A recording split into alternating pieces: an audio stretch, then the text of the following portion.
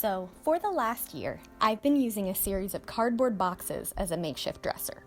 Yes, seriously, cardboard boxes.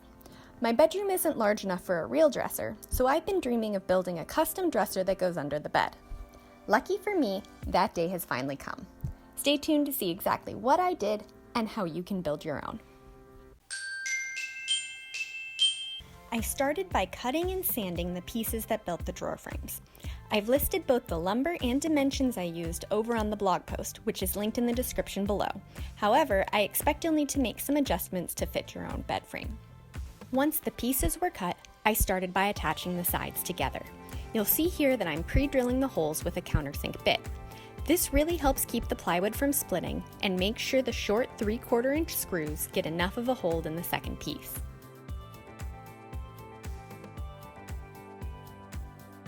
Next, I added the bottom of the frame to the sides by flipping the whole thing over and placing the bottom on top. Once again, I pre-drilled and countersunk all of the screws. There are 3 screws on each of the sides and 4 screws along the back. You'll note I didn't add the top here as well, since doing that would make it difficult to install the drawer slides later.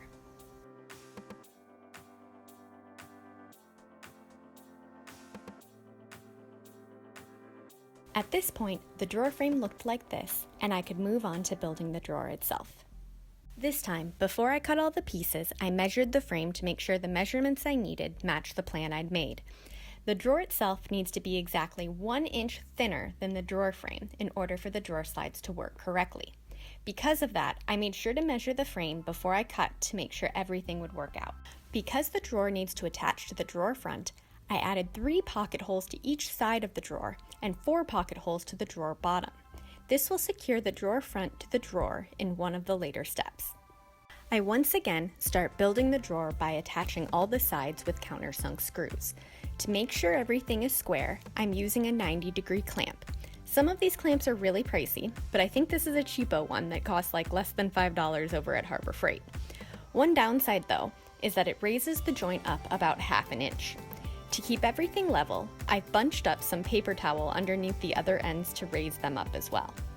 Finally, you'll note I've got one more blue clamp in use. This just helps keep things together as I drive the screws. The bottom part of the drawer is assembled a little differently from the frame. Instead of going on top of the drawer sides, it's sitting in the middle of the sides, and I'm driving screws into the plywood from each side. I've clamped the plywood to hold everything in place, and once again, I'm countersinking screws into pre-drilled holes. I'll also point out here, as you've probably noticed, that I'm working with 2 drill drivers as I do this. That way, I don't have to keep changing out the drill bits.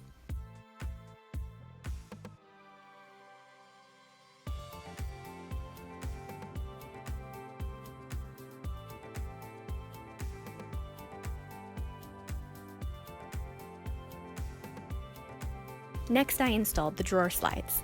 This is the first time I've ever installed drawer slides, and I watched a really awesome in-depth video before I started, which I'll link in the description below. For a quick summary though, I marked where the holes should be on the drawer sides, pre-drilled holes for them, then added the screws. I didn't drive the screws all the way at first so that I could adjust the alignment of the slide.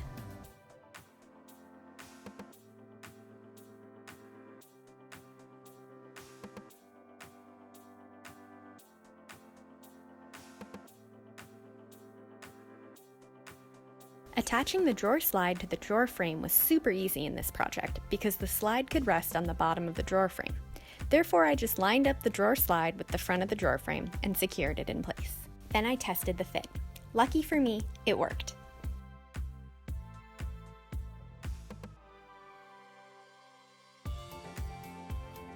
Once the drawer was in place and working, I could secure the top to the frame. I did this in its final location, mostly because it was lighter to carry around in pieces. The top is secured the exact same way as the bottom of the frame, pre-drilled and countersunk screws coming from the top down.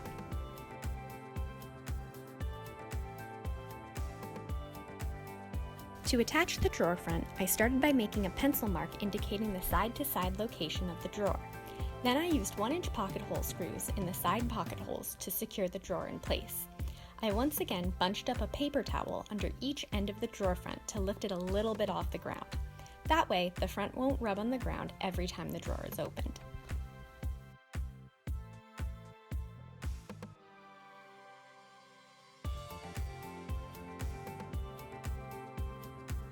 After the drawer front was secured by the side pocket hole screws, I reinforced the connection with 4 pocket hole screws that went on the bottom of the drawer.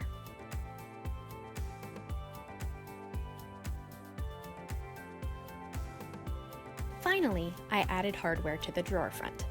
I'd thought about just drilling a hole to act as a handle, but I had some knobs sitting around and that just seemed easier. Lastly, and this is probably optional, I secured the drawers to the slats of the bed frame. Like I said, probably optional, but it meant I didn't have to worry about the drawers sliding around when I opened and closed them. Once I put the bed back together, the dresser was done. It cost about $30 per drawer, which I thought was a fine trade-off for keeping things organized. I love how it turned out, and if you do too, be sure to like, subscribe, and share with a friend. If you build it yourself, I'd love to hear how it goes in the comments below. Finally, see the description below for links to more information.